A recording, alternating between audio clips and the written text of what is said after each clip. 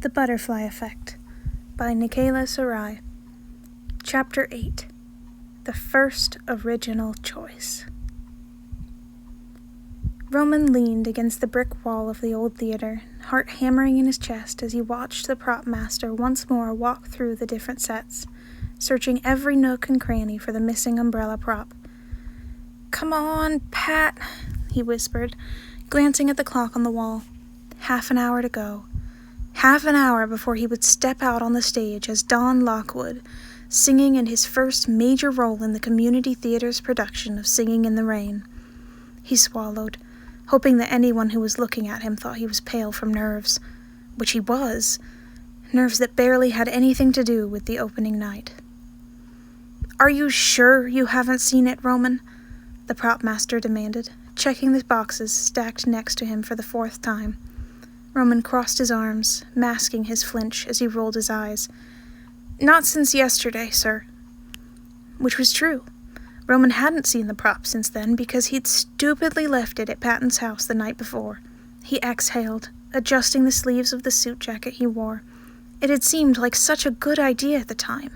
Practice in Patton's large basement with the actual umbrella and hat he was using for the show, so he would know the prop's quirks inside and out without worrying about it malfunctioning on him during tonight's opening. He hadn't thought it would be that big of a deal to slip out with it after last night's rehearsal, because he'd planned to have both hat and umbrella back in place before the master costumer or the prop master noticed they were missing. The prop master exhaled, running a harried hand through his hair. "Well, keep an eye out for it. I have Lewis tracking down a spare, just in case." Roman nodded, dropping his eyes. "Of course, but like I said, sir, I haven't touched it since yesterday." At least the master costumer hadn't noticed the missing hat yet. She'd been busy doing last-minute adjustments to the extras' costumes. He shivered, adjusting the collar of his jacket. If either of them found out he'd taken stuff home without permission, oh man, he'd be fired for sure. Zzz. Roman jumped, feeling his phone vibrate in his pocket. Patton! About time! With a quick glance around to make sure no one was watching, Roman edged over to the door and leaned against it, pushed it open with the barest of cracks. "Pat?" he whispered. "Hey, Princey!" came the welcome voice of his best friend. "I got it!" Relief washed through him. He was saved. "Thanks, buddy," he said, pushing the door wider, revealing Patton's 100-watt smile below his curly, sweat-plastered hair. "I owe you one." Patton chuckled, handing over the missing fedora. "Sorry it took so long. I had to drop Ellie off at her piano lesson." Roman placed the hat on his head, adjusting the brim so it shaded his face just right. He would need it under the stage lights. "It's fine." Though why Patton couldn't have come to the theater first and then dropped off his little sister was beyond him. It wouldn't matter if Ellen was late to her lesson. It mattered a lot if Roman wasn't prepared for an audience of paying customers. He held out his hand. "And the umbrella?" Patton blinked, smile faltering. "Umbrella?" he whispered. Ice shot through Roman as his vision tunneled. No. This couldn't be happening. He slipped through the door. "Pat!" He grabbed his best friend's hands, squeezing them. "You forgot the umbrella?" Patton winced. "Oops," he whispered. Roman turned away, his stomach doing flip-flops. He was dead, so very dead. There wasn't another umbrella to use. Not unless Lewis worked some magic and found a spare. He was so screwed. "I can't believe it. This is my first major show, Pat." He threw up his hands. "Of all the times to forget. Ro, I'm sorry." Patton grabbed his shoulder, turning Roman to face him. "I can go back and grab it. It totally slipped my mind while I was getting Ellen in the car. I know exactly where it is." Roman shook his head. "There's barely 20 minutes, and I'll be back in 15, Patton said, making eye contact, his bright blue eyes shining. "Promise." You're sure?" Roman whispered. Patton nodded. "Of course, Princey." He whirled, taking off at a run. "I wouldn't let you down. I'll be right back. 15 minutes. 15 minutes. It would be cutting it close, but Roman slipped back inside, returning to his original spot leaning against the brick wall. 15 minutes. He looked up, watching the clock tick the seconds by. 5 minutes, 10, 15. He dropped his hand to his pocket, waiting for the telltale buzz of Patton's arrival. 16 minutes. Roman chewed his bottom lip. Maybe Patton had hit a couple red lights, or got stuck in traffic. 18 minutes. He pulled out his phone, flipping it open to send a quick text to his friend. How hard could it be to find the umbrella? He'd left it by the front door when he darted out of the house to make his parents' curfew. 20 minutes. Roman hit dial, lifting the phone to his ear as he pushed open the door, looking outside just in case Patton had forgotten to text.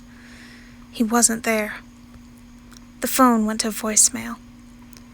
Roman Sanders, you're on in 5.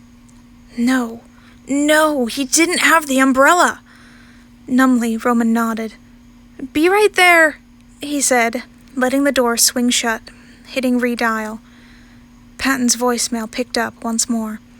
Dude, I'm on in 2 minutes, Roman hissed into the phone as he moved toward the curtain. Where are you?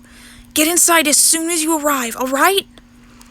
He snapped his phone shut, placing it in his cubbyhole with his keys and wallet. He couldn't afford to be distracted by it going off in the middle of the show. Patton had to show up soon. He promised. Here. The prop master shoved a cane into Roman's hands. Use this for now. The umbrella isn't really needed until the rain scene, he said as he turned, vanishing into the semi-darkness as the prelude music rang through the auditorium. He knew that. He'd been using the cane earlier for the dress rehearsal. Roman let out a slow breath as he took his position. He was never taking props out of the theater, ever again. Ready, he murmured, adjusting his hat as he turned to his co-star, offering her a winning smile as the curtain rose. Despite his nerves, despite the cane, the first half went off without a hitch. Roman moved from one scene to the next with ease, using every second he was off the stage to text and call Patton's phone with his own. It wasn't like his best friend to leave him hanging like this, especially when Patton knew how important tonight was. Nothing. No response. Had Patton gotten in trouble with his parents? Had he tried to return the umbrella and been turned away? Had his phone died? Had he been asked to pick up Ellie and decided to go do that first? Roman snapped his phone shut again, shoving it back into his cubby as he was called for his last cue-up before intermission. Come on, Pat, come on! This was the rain scene! He couldn't exactly sing Singing in the Rain without the umbrella! Roman! A voice hissed behind him. He turned in time to see the prop master toss the umbrella at him. He caught it, feeling the familiar weight settle in his hands. He grinned, eyes lighting up. Finally! Shaking out the umbrella, Roman stepped onto the stage as the rainstorm started up.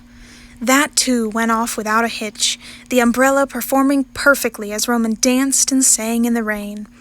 Any thoughts of finding Patton during intermission were dashed as he was pulled into the back to get dried off, change clothes, and have his makeup reapplied. He barely had time to check his phone to see Pat hadn't texted back before he was called onto stage for the second act. The final song, the final curtain call, the bowing. The audience's applause ringing in his ears as the curtain fell. Roman turned, letting out a shaky laugh as the rest of his castmates bombarded him in a group hug. They'd done it! The first show of their run had gone off without a hitch, despite him having to use a cane for the most of the first act. I'll take that, the prop master stated, pulling the umbrella from Roman's hands with a strained smile. We wouldn't want to lose this spare now, would we? Roman froze for a second. Spare? That's not the original? He asked. He could have sworn it was. The prop master shook his head with a laugh. No. Lewis tracked this one down up on the catwalk of all places. Oh. Roman managed to get out as a chill ran down his spine. If that was a spare, then where was... Excuse me, he said, abruptly darting away from the cast to his cubby, pulling out his flip phone. No messages. Patton. He lifted the phone up to his ear as he once again pressed call.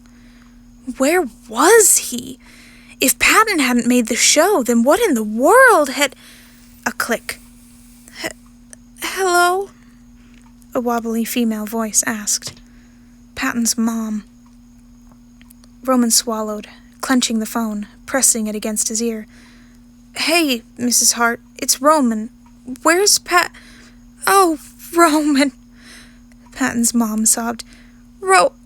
Ice shot through Roman, freezing him in place. Mrs. Hart? Is everything...